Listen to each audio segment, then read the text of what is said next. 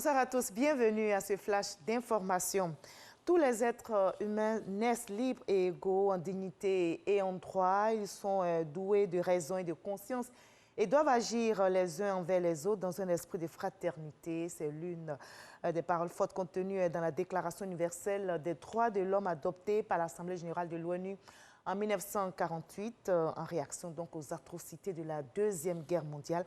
En souvenir donc de cette déclaration, l'humanité consacre une journée aux droits de l'homme tous les 10 décembre pour faire le point. Ici en Côte d'Ivoire, justement, on a marqué l'événement dans la commune de Yopougon. On y revient ce soir dans le 20h. La lutte contre le coronavirus s'intensifie. Le gouvernement ivoirien opte pour la vaccination. La décision a été prise hier en Conseil des ministres. Le pays se prépare à recevoir ses doses de vaccins du laboratoire Pfizer, à l'instar d'autres pays. La campagne de vaccination débutera en avril 2021 et concernera les personnels de première ligne. Les populations vulnérables sont prioritaires, mais le vaccin reste volontaire. Avant le lancement de cette campagne contre le coronavirus, les autorités sanitaires s'attelleront à la sensibilisation sur le terrain. Comment s'effectue la collecte des données relatives au paiement mobile? Quels avantages les PME peuvent-elles tirer de ce mode de paiement? Ou encore, quel est le mode de fonctionnement efficient? Autant de problématiques que les experts en matière d'intégration commerciale et financière tentent de régler. On en sait plus avec Lansene Bakayoko. Au sein de la zone de l'Union économique et monétaire ouest-africaine, les usagers et même les PME ont des difficultés d'accès aux services financiers via les banques classiques. Grâce aux nouveaux moyens de règlement électronique adossés au téléphone mobile, ce problème est en voie de résolution.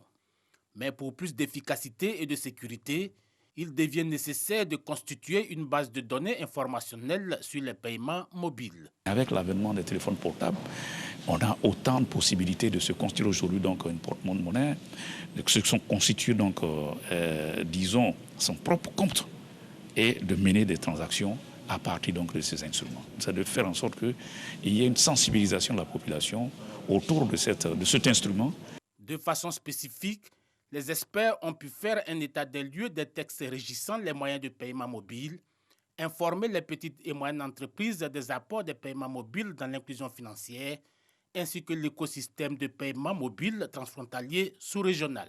L'inclusion financière dont il est question, que des Ivoiriens ou des opérateurs économiques installés en Côte d'Ivoire puissent, à partir de leur téléphone portable, simplement régler leurs marchandises au Burkina, au Mali, au Ghana, au Togo, etc.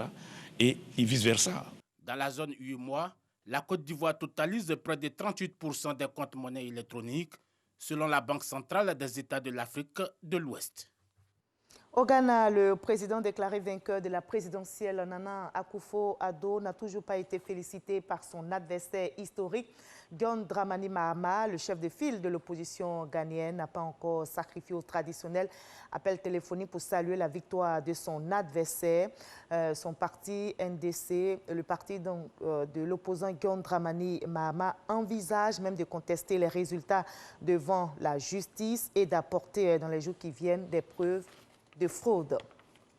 Le Premier ministre britannique Boris Johnson et la présidente de la Commission européenne ont convenu de prendre au plus tard dimanche une décision ferme sur le sort des négociations post-Brexit. D'ici dimanche, donc, une décision ferme devrait être prise sur l'avenir des négociations.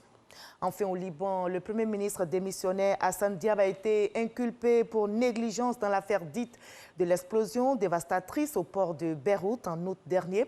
L'explosion avait fait 200 morts. La justice a également décidé d'inculper 3 autres ministres. Les causes de l'explosion ont été analysées au cours du procès. Les responsables de la sécurité du pays avaient prévenu plusieurs semaines avant la catastrophe le Premier ministre et le président libanais du risque de conserver les 750 tonnes de nitrate d'ammonium au cœur de la capitale. On va se retrouver à 20h pour la grande édition, mais juste après ce Flash Info, suivez l'info régionale pour avoir toutes les nouvelles de nos régions ici en Côte d'Ivoire. À tout à l'heure.